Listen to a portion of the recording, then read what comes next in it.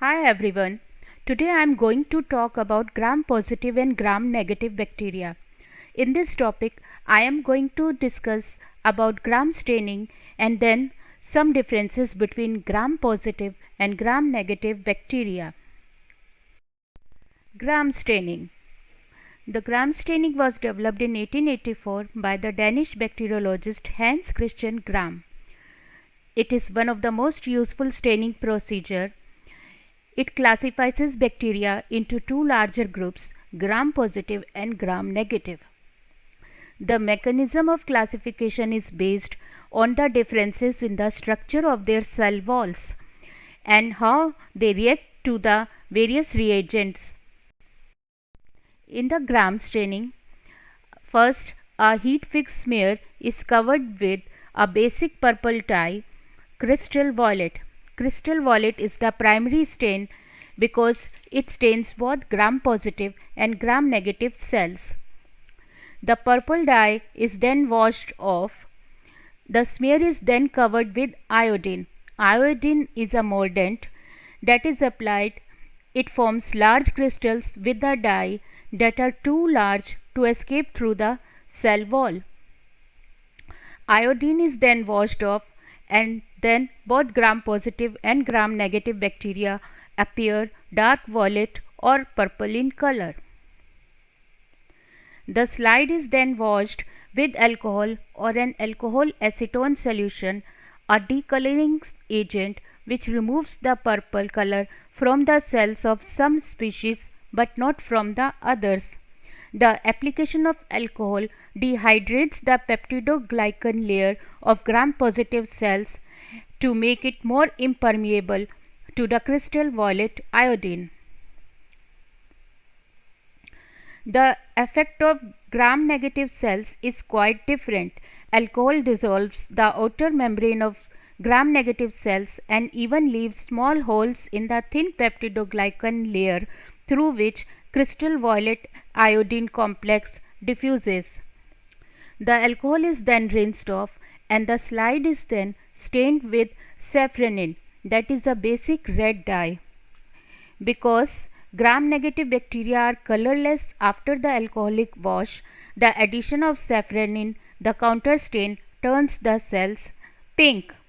The safranin provides a contrasting color to the primary stain, that is crystal violet. Although both gram-positive and gram-negative bacteria absorb safranin, the pink color of safranin is masked by the darker purple dye previously absorbed by the gram-positive cells. The smear is then washed again, blotted dry and examined microscopically. The gram reaction of a bacterium can provide valuable information for the treatment of diseases. Gram-positive bacteria are easily killed by penicillins and cephalosporins. Gram-negative bacteria are generally more resistant because the antibiotics they cannot penetrate the lipopolysaccharide layer. Some resistance to these antibiotics among both gram-positive and gram-negative bacteria is due to bacterial inactivation of the antibiotics.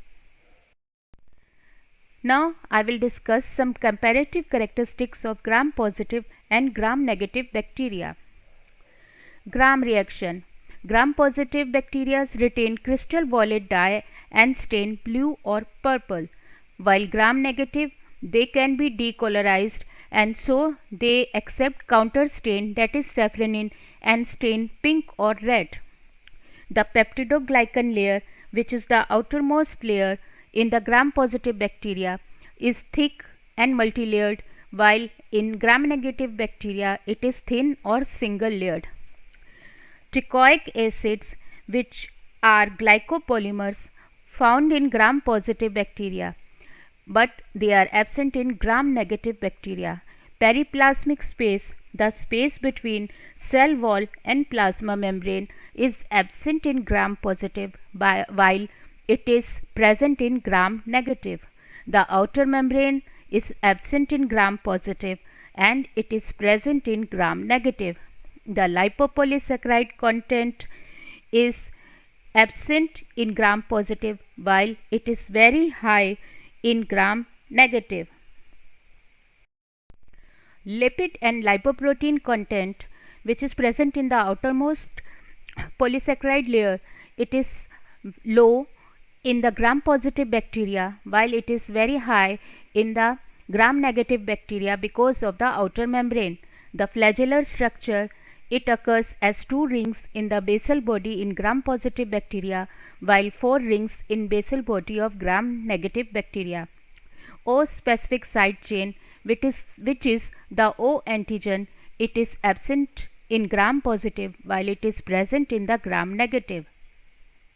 The toxins produced are mostly exotoxins, while in gram negative bacteria they are exotoxins as well as endotoxins. The resistance to physical disruption is very high in gram positive bacteria while it is very low in gram negative bacteria.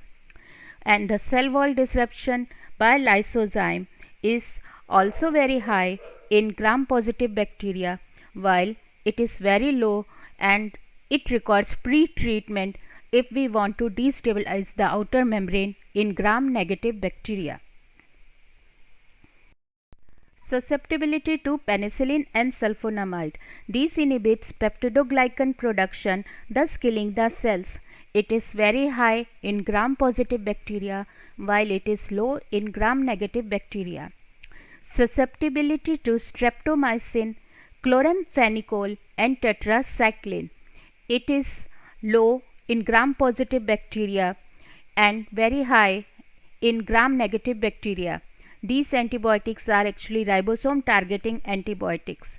Inhibition by basic dyes, these are high in gram positive bacteria while low in gram negative bacteria.